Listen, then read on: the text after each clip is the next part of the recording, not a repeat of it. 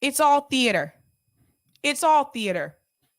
And speaking of theater, I want to go ahead and segue into our next story because you're about to see more theater. Miss Elizabeth Warren. This woman really knows how to put on a show. Now, she is my senator here from Massachusetts. Unfortunately, it is what it is. She decided to stand with the protesters outside the Supreme Court after that document was leaked about Roe v. Wade possibly being overturned, or what they do want to do, overturn it. She really put on a show. Watch this. I have some things to say about this. Guys, it's all a game. Here we go. I am angry because we have reached the culmination of what Republicans have been fighting for, angling for decades now, and we are going to fight back. I am angry because of who will pay the price for this. It will not be wealthy women. Wealthy women can get on an airplane. They can fly to another state. They can fly to another country. They can get the protection they need. This will fall on the poorest women in our country. This will fall on those who have been raped. This will fall on mothers who are already struggling to work 3 jobs to be able to support the children they have. Well, I am here because I am angry, and I am here because the United States Congress can change all of this. Angry, but committed. Understand this. Understand this. I have seen the world where abortion is illegal. She said that as if like nobody else was alive during that time. I have seen the world. And we are not going back. Not ever. No. So say it with me. We are not going back. We are not going back. Not ever. Wow.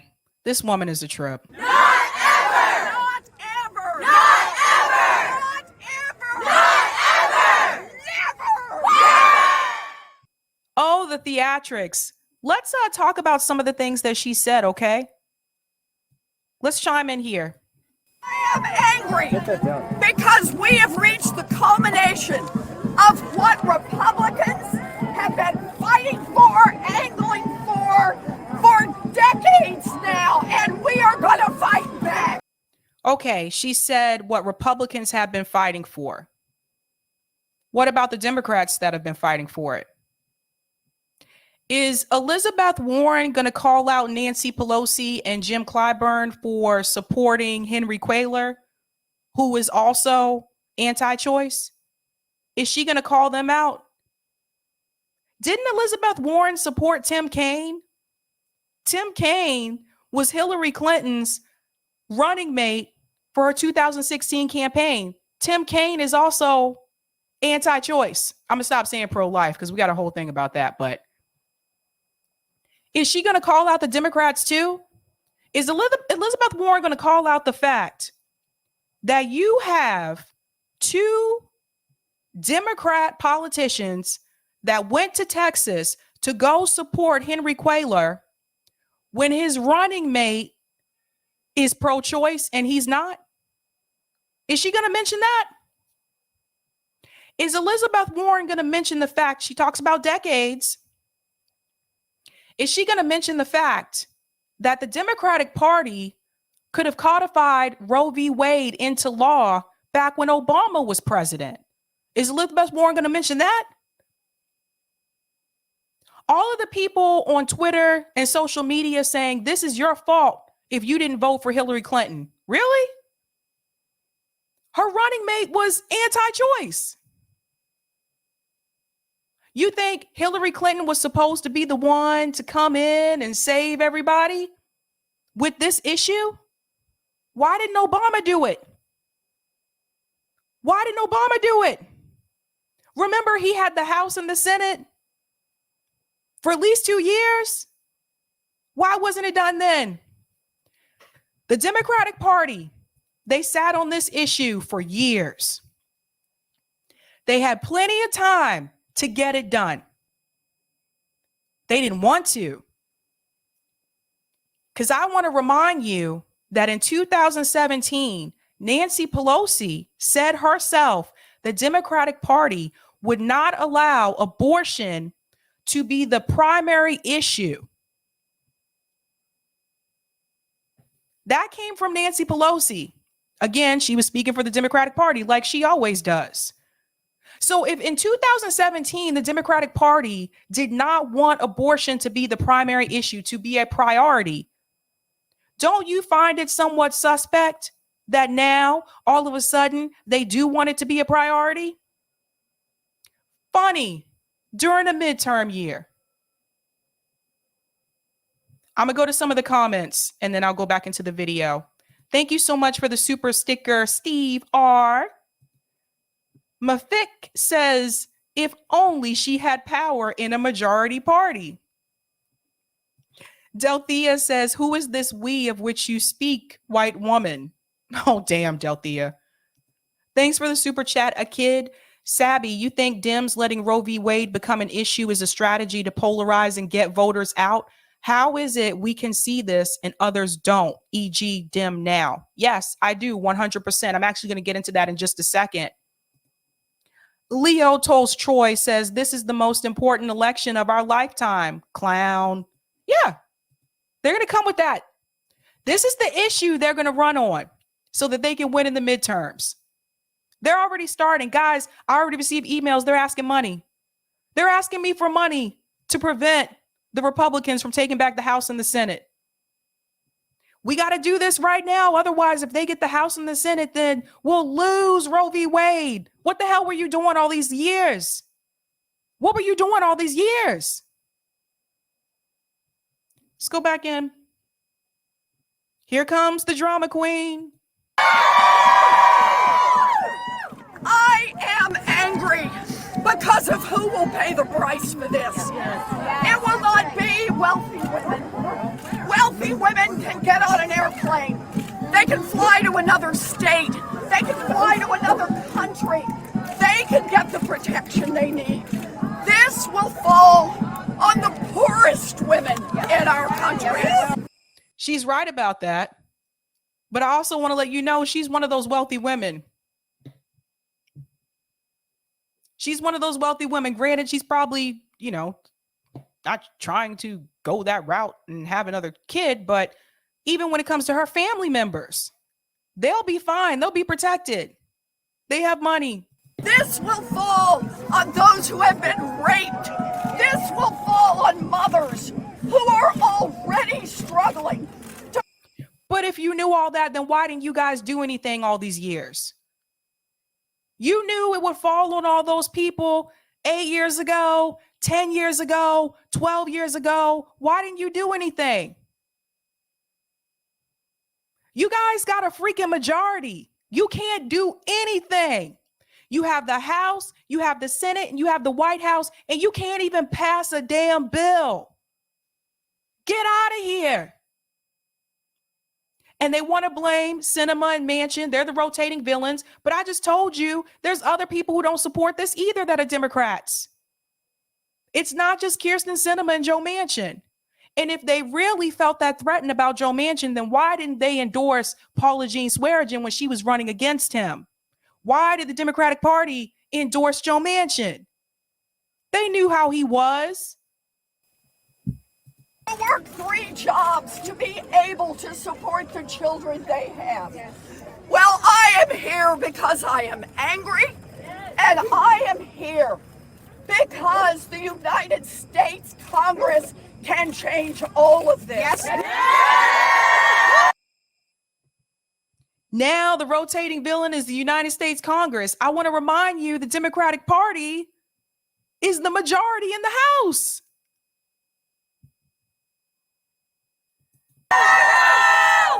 Angry but committed. Understand this. Understand this. I have seen the world where abortion is illegal. I have walked across many earths. I know what's out there. I have seen the world. And we are not going back. Didn't we hear that same statement after Trump won? There was that women's march in DC, and that's what people were chanting. We are not going back, right? Okay. Joe Biden won. Notice they stopped that. There was no more we're not going back. So all last year when Joe Biden was in office, why weren't they putting pressure on Joe Biden to codify Roe v. Wade, which is something that Joe Biden ran on? Why weren't they putting pressure on Joe Biden? You know, this is all a game. And I want to show you how it's a game. Now, this is from Professor Zinkus. He's awesome. Definitely follow him on Twitter. Professor Zinkus said Nancy Pelosi and her lieutenants made a special trip to Texas to campaign for anti-abortion rights Henry Cuellar in his primary against his pro-choice opponent, Jessica Cisneros, 1 day after the SCOTUS draft overturning Roe v. Wade. Democrats are the enemies of abortion rights. Look at all their faces. They just look so smug. Look at them. Jim Clyburn's looking down. Can't even look up. Nancy Pelosi, you know, her jaw is all tight, like all taut. She always has that look on her face like all tight-lipped. Look at them. Shame. Shame on them. Now, this is not just about Nancy Pelosi and Jim Clyburn. They're all in on it, folks, including Amy Klobuchar. So here she goes. We must codify Roe v. Wade into law. Yes, Amy, we realize that. So I retweeted and said, you had plenty of time to do that. Plenty of time. You know, it's like whether it's the Republicans or the Democrats, it doesn't matter. All they do is stall. Gritty is the Way has a video that I want you guys to see because he addresses, well, actually this woman in the TikTok video addresses this more in a,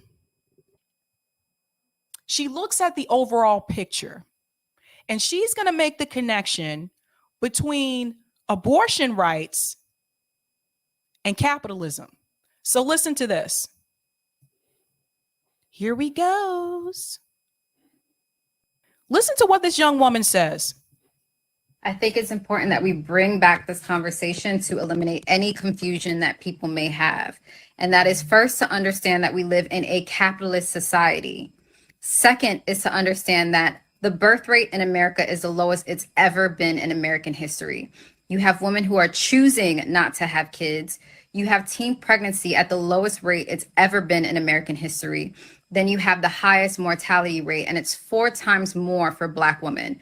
Women are literally losing their lives trying to give birth. So what happens, ladies and gentlemen, if people aren't having kids? What does that do to the population, and how does that affect capital? Listen to this. And so what that means and what the fear is in American society and economy is who's going to replace the workforce. The biggest fear in the American economy is the shortage of labor. This is exactly why Texas was first with the anti-abortion ban. You need physical bodies in order to keep the capitalist wheel going. This affects Black and brown communities because you have to think about the pipeline into incarceration. Jail is a business. There's actual stocks for profit when it comes to jail. And you have to think about who's profiting off of this and the bodies that are filling the jail cells.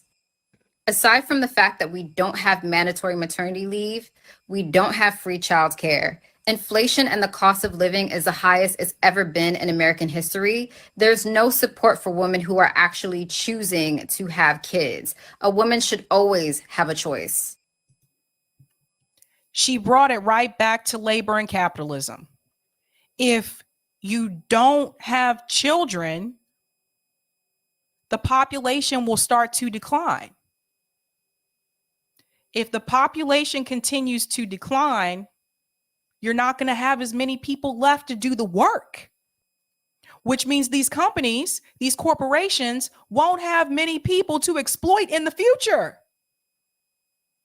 Who's going to do the work at Amazon if people aren't having kids? Anybody? Who's going to do it? They have to keep capitalism going. This is part of the reason why they keep saying, oh, we care about the child and we care about the baby. They don't care about the child or the baby. If they cared about the child or the baby, they would make a society here so that those children would be taken care of once they are come into this world. They would make it so that everyone would have decent education in this country, which they don't. They would make it so that people can have paid parental leave so that they can take care of their children, but they don't. They would make it so that people were making a living income so that they could afford to take care of their family and they don't have to ask for government assistance, but they don't. And a lot of times, some of the same people that want to outlaw abortion, they also don't want you to get government assistance. So if you have a child that you can't afford to take care of and you have no government assistance, what happens to you and your child? Now, this is where some people will come in and say, oh, just give the child up for adoption. You still have to be pregnant for 9 months and you have to pay for the medical expenses. Who's going to pay for that? They don't even want to give everybody universal health care. What? I think it's very important, and I try to do this as much as I can on this show, to remember how a lot of the issues that we complain about and that we're fighting for in this country, a lot of times is connected back to class and capital. Thank you for the super chat, Janice. They didn't want it to be a priority because they'd use it for fundraising and inspiring fear voting. Bingo. This is what they're going to do. They're coming with it. Thank you, Steve, for the super chat. Remember, RBG did not retire when she could have been safely replaced by Obama because she wanted to swear in the first woman president. Identity politics. This year and 2024, this would be the perfect time for someone to run as an independent, for someone to run third party, to give people another option. And this time, if you are going to vote, please take the other option. I really wish people would have done this back in 2016. So many people were told, we only have Hillary and Trump. That was not true. Jill Stein was on the ballot in 48 states in this country. And I sincerely wish that some of these independent channels like TYT, instead of telling people to vote for Hillary, I really wish they would have told their viewers to vote for Jill Stein instead. And people say, oh, then we would have got Trump. We got Trump anyway, boo. They told people to vote for Hillary and we still got Trump. We have to take votes away from the Democratic Party. They're not going to do anything for us.